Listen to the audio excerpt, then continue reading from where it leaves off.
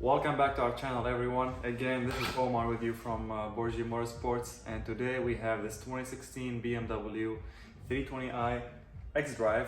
And what we will be doing today, as the title says, we're going to be replacing the rear brakes on this car, so rotors and pads. This car is equipped with regular rotors and pads, you know, the standard one, not the Brembo or performance ones like you see on some of the F30s.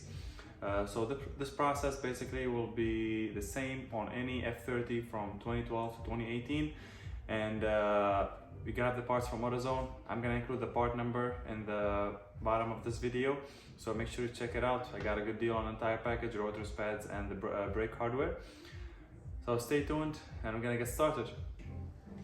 Alright, now if you saw our previous video on how to do the front rotors and pads, you're gonna know that you have to get the car up on a lift or on a jack and make sure you secure to the jack stand.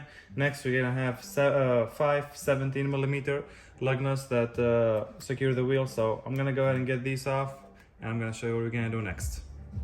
All right, so like I explained in the previous step, this car is equipped with a standard caliper rotors pads. It's not a performance package or anything. The first thing that I will be doing is I will be removing this brake hardware over here. So let me just grab my pry bar. All right, so the way to do this is, and I believe the easiest way without anybody getting injured, because these can fly off and they can cause serious injury. So I'm just gonna put it between the rotor and the bracket itself, the brake hardware, and I'm gonna push on it, and just like that. It fell without, you know, flying off or anything. Next, we will be removing the covers on the guide pins over here. I don't know if you can see them or not. Let me see if I can get the camera closer. All right, so there is this cover over here. You can just push with your fingers or like with your nails. There we go. That's the first one for the first guide pin, and there is another one right on top. Let me see if I can get it on the camera.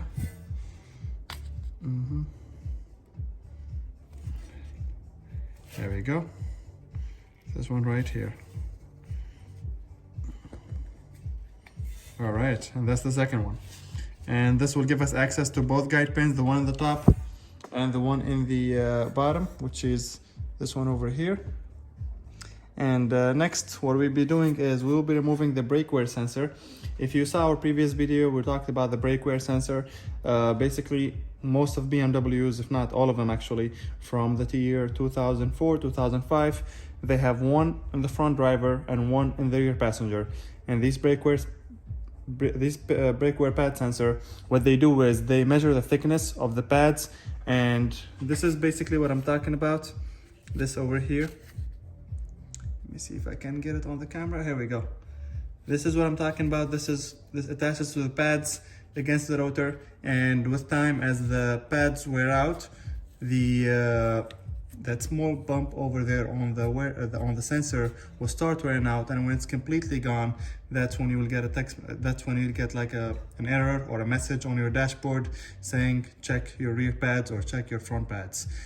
Anyway, let me grab my tools and I'll be back with you shortly to show you how we're gonna be able to remove this one.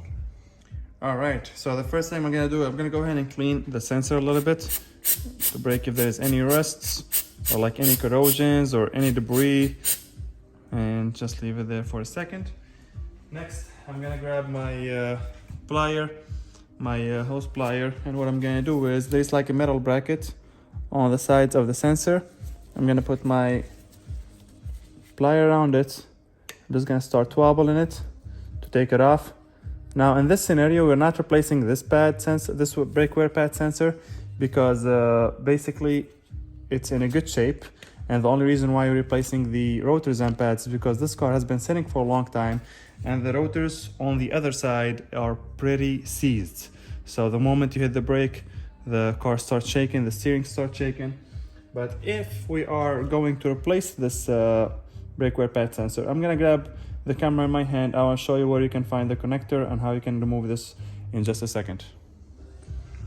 All right, so this is the brake wear pad sensor that I was telling you about. You see that bump over there on top? That's basically when it's worn out or completely worn out, it will will read as the thickness of the pads are pretty much 0, and it will show you the message or the error message on your dashboard saying check your rear brakes or your rear pads.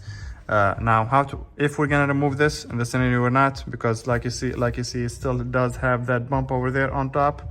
See if the camera can focus. All right,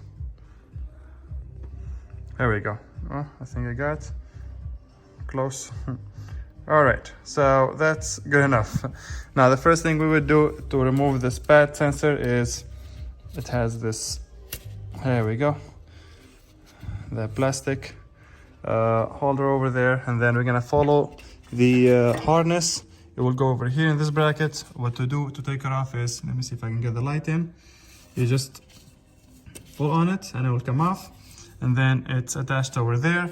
Then if you see my finger over here, let me see if I can get a better angle. The harness goes over there. One of these two. Let me see which one. It's gonna be the bottom one. All right, so this is the bottom one is the brake wear pad sensor harness. If you can see it, my finger right there. And then it goes here and it goes behind the fender liner. You don't have to take off the entire fender liner, just this 10 millimeter over here. And you will see this kind of, not bracket, but kind of place where the connector goes. It's like a small door, and you just open it. Very self-explanatory. There's a tab on the side.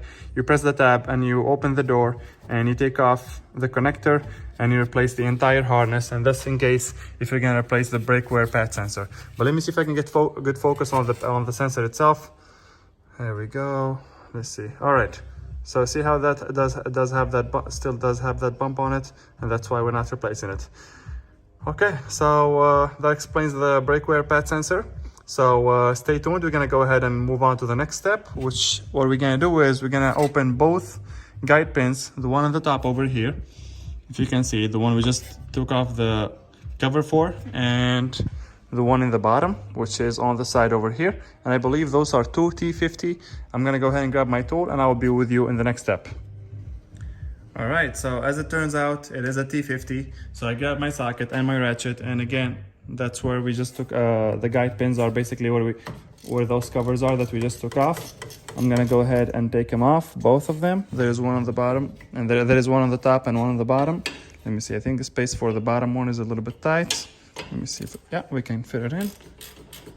I'm gonna go ahead and take these out, and I will show you what we're gonna do next.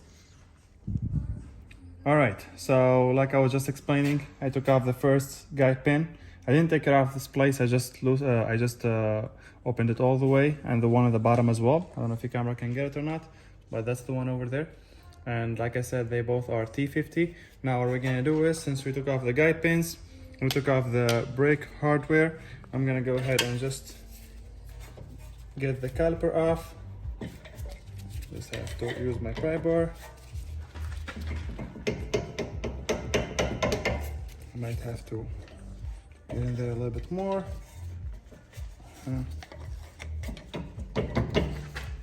Okay, this is completely out.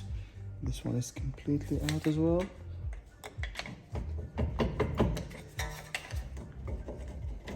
Basically, you just slide it out. Like I said, these are seized. There we go. All right, now we got the caliper out. I'm gonna show you how we're gonna take off the pads. The first pad fell off. The second pad, as you can see, like I was just explaining, the pads or rotors are really good shape on this side. They're not like in a bad condition. So it is a little bit seized like here on the edges, but the other side is the worst. And that's why we are taking off the replacing the rotors and pads. So now that we have the caliper out, I'm gonna put this on the side over here. Make sure it's not dangling or anything. We do not want to create pressure on the brake line. Now what we're gonna do next is we're gonna remove the caliper bracket, and I believe it has 16 or 17 millimeter bolt. There is this bolt over here, and there is that one on the top, two that holds the caliper bracket that will be taken off. And then after that, we're gonna be removing the rotor. To remove the rotor, there is this 6 millimeter point Allen key over here, and as you can see, like there is corrosions all around it. So what I will do is I'm gonna go ahead and grab my PB blaster, and I'm gonna spray it a little bit. This is my brake cleaner. here we go. I'm gonna grab my PB plaster. I'm just gonna see if I can get it in the grooves over there to break the rust. And then we're gonna tap it with the socket itself a little bit to break any rust that's left or something before we get this off.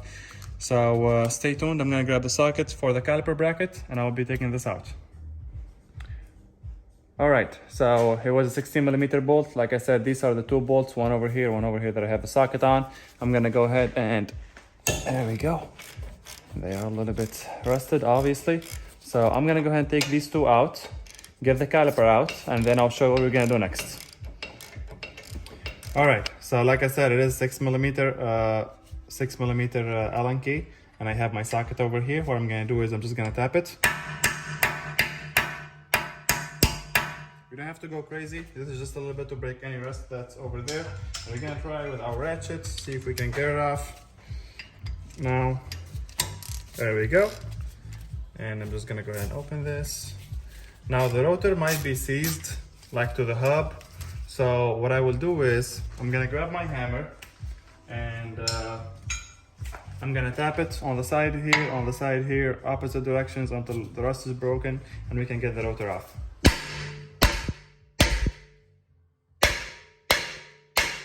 Alright, I don't want to bore you with all this noise, so I'm gonna go ahead and keep doing this until the rotor is off. Alright, so as you can see, the rotor is loose. It's not really that rusted, it was just like on the edges over here, mostly. So what I will do is I'm gonna go ahead and grab my wire brush and I'm gonna clean this part over here. Make sure you don't breathe in any of that dust. And we do this so that the next time we replace the rotors, they will not be as seized, and we'll be taking them off will be easier. So I will take this, I will keep brushing this, and then what I'm gonna do is I'm gonna go ahead and grease it up a little bit. Also, we will be cleaning the caliper bracket as well, and greasing the edges, which I will show you how we're gonna do that in just a little bit. But for now, since while we are at this, let's grease it up a little bit. You don't have to go crazy on this, just like mostly the edges where the rotor sits, so that way it will not be seized the next time you work, or at least it will not be as hard to get the rotor off. Stay tuned and I will show you what we're gonna do next. All right, so the caliper, usually we compress them when you replace the rear pads or rotor, but in this scenario it looks pretty compressed to me. It can go like a little bit more in, so we're gonna go ahead and try to see if we can push it just a little bit more so it will be easier when you put the new rotors and pads. But generally the brake shoes, the rotors, the pads seems new. Too bad that the car hasn't been driven for a while, to the point that the new rotors that were installed last year were seized, and the pads as well, and it's making the shaking like we were talking about earlier. So to do this, basically, what I'm gonna do is I'm gonna go ahead and grab my I'm gonna grab my caliper tool. I'm gonna set it over here. I'm gonna start compressing, but first we have to push it all the way against it. And now we can go ahead. Oh, it is going in a little bit more, but that's about it. See, that's what I was talking about. And we cannot push it we cannot compress it any more than that. But this is an important step. If your rotors and pads are really bad shape, your caliper piston will probably be somewhere around this over here. So you make sure you have to push it in before you put the new rotors and pads. So with that done, what we're gonna do next is we're gonna go ahead and clean the caliper bracket, grease it up a little bit, clean these guide pins, grease them up, and then we're gonna put everything back on together. All right, so we have our caliper bracket. Like I said, we're gonna clean it up a little bit. I always do this when replacing rotors and pads. Some people don't, and it's okay. It's not gonna be dangerous. It could be if the rust is if it's so much rust. But mostly the reason why I do this is that so I can grease it up, and the anti-seize would be there for a longer time, especially with our weather condition here in Indiana. So just gonna grease it up. Oops, that was a lot of grease. All right, so a little bit around here, a little bit around here as well. That's where the pads would sit. And some people would put the grease on the pad itself, which is okay. It's There is no correct way of doing it, as long as you either grease the caliper bracket or the pad itself. Some people might say this is a lot, but it is not. To me, it's not. So we got the caliper greased. Now what we're gonna do next is we have the bolts for the caliper bracket. They're not seized or like rusted, but as you can see, that white debris between the thread, or that white residue between the thread, that's basically salt and water, and like I said, the weather here in Indiana definitely affects your car, or anywhere actually, not just in Indiana. But that's why we clean them, get the rust off, and grease them a little bit. For this, I'm not gonna go crazy on these with the grease, just a little bit. There you go. Just mainly over there, because that's the side that will go out from the back of the caliper bracket or the spindle. There's the first one, second one. Then what we're gonna do is we have our guide pins, and by the way, these are what this is what the guide pins looks like. And these are the guide. Remember I told you about earlier? It's a T50. T50 would be perfect, or if you have an Allen key that size, you can go ahead and use it, but the T50 fit perfectly on this. So with this, you don't have to put so much grease, because the caliper guides, well, where the guides goes usually is like always greased, but as you can see, the grease is dried up on the thread. So we're gonna put some. Let's make sure if we can get this off. It's not seized or anything, it's just dry. Here we go. Just a little bit. That's our first one. I'm gonna put it on the side so it doesn't make a mess. Second one, you see how the house dried up. It's not completely dry, but you know, it's not greased enough either. So I'm gonna see if I can just clean it up a little bit. And there we go.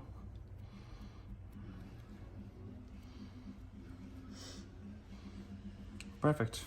Now, after we got everything greased up, the brake caliper bolts, and the guide pins, we're gonna get back over there. We're gonna start doing the installation process. All right, we have the new rotor in. Make sure we're gonna go ahead and put it on. We'll make sure you have to align it with the place where this bolt would go. So make sure it's aligned. There we go, as you can see over there. And then just gonna put it in with my hands. Try to spin it inside a little bit. And then I'm gonna grab my sockets, which I believe is right over here. Oh, right there. Perfect. Let me see. I'm just gonna screw in with my hand first, because we make sure we want this to go in easily. We don't have to apply force or like use a power ratchet or like any power tool really, because you don't have to go bananas on this. It just secures the rotor to the hub. There we go. Now that that's there, I'm gonna go ahead and grab my caliper bracket, and we're gonna come from this side. Let me see if the camera can get the right angle. First bolt, I'm just gonna put the top one. Screw in with my hands. We definitely want this to go in smoothly. You're gonna have to use power tools from the get-go, or really just use power tools in general with these. Because if the thread gets messed up, especially for this caliper bracket, you might need a new spindle. I'm not sure if the spindle itself is threaded. I think it just threads to the caliper bracket, but still, this is just one scenario. In others, you can definitely lose a spindle, or will have to buy a new spindle if you don't do this right. It was a 16 millimeter, so I'm gonna grab my sockets. 16 millimeter. I'm gonna go ahead and tie these bolts. I'm gonna go ahead and tie both these bolts, and then I'll be back with you shortly. All right, so we got the new pads. We're gonna go ahead and push them in. Just have to make sure you put it in the right direction, because it's gonna go in like this. Before I do that, I'm gonna put the second pad. Okay. The second pad, here we go. And like I said, you see how these pads sits in the areas where I just greased up earlier? That's why I said you can either grease up the edges of the pads or the caliper itself. So with that being done, now I can put the caliper back in place. I'm gonna grab my guide pins. And the first guide pin is gonna go over here. If you didn't see it earlier where it goes, you can just like push it in. And then we're gonna grab the second guide pin and we're gonna put it in the bottom over here. And you just push it in. Now I'm gonna grab my T50 and actually, hold on, let me see. Is it 6 points? No, it's not. There's a T50, the socket that I used for the front and the pad, and it worked for me. So I'm gonna go ahead and screw these back in, and I will be back with you shortly. All right, so like I explained earlier, we're not gonna replace the brake wear pad sensor, because like I said, let me grab my tool actually so I can show you more in depth. Here we go. So I don't know if you can see, the camera can focus or not, but do you see that bump over there? That bump shaped like that? That's what measures the thickness of the pads. And in this scenario, the bump is still there. If the brake wear pad sensor was in a bad shape, this entire bump would be gone. Like this will be just scratched up, because the more the pads wear out, it will start like eating from this bump over here until it's completely flat, and that's when you get an error message on your dashboard saying check your rear pads or front pads. So since we did not take it off, earlier when I took it off, I just like put it to the side here. Now what I'm gonna do is I'm gonna put it back in its designated spots. First, there is this bracket over here. I put it over there, and I'm just gonna push it back in. Here we go. And now this is gonna go back on the pad itself. Again, it already has that metal bracket on the sides, so I'm just gonna like push it in. Let me see, hold on, let me take these out of my hands. All right, now it's supposed to just go in if you push it, but if it did not, what you can use is, you can use a flat head, like a thin flat head, but make sure you do not apply so much pressure, because there is harness connector, there is harness over there, and you definitely do not want to mess that up. Or you can just put the metal bracket first. In my scenario, I'm just like pushing it from the top and the bottom, little by little, until it's completely in. Is it completely in? I believe so. Let's make sure. There we go. Now it's completely in. All right, now that we have our brake wear pad sensor in place, the next step would be to put the brake hardware back on. And how we do that, I'm gonna put it like this, in this angle, and then I'm gonna push like that. Let's see, there we go, a little bit more. Now it's secure. So we put the bolts for the caliper bracket back on again, made sure they're tight. We put the guide pins back in, made sure they're tight. We put the bolt that holds the rotor and make sure it's tight. Now what we have left is we have to put the covers for the guide pins from the back. So these two covers that I took off earlier, they're gonna go in. One is gonna go on top, you just push it in, and one is gonna go on the bottom here, if you can see it, and you just push it in. And that's that. And this basically sums up our brake job for the rear for this 2016 BMW 320i F30. All right, so we got the wheel back on. What are we gonna do now? We're gonna do the other side. We're gonna go ahead and do the other side. One thing I wanna mention, after you put everything back together for both sides, before you start the car, compress the brake pedal 3-4 times until it feels normal.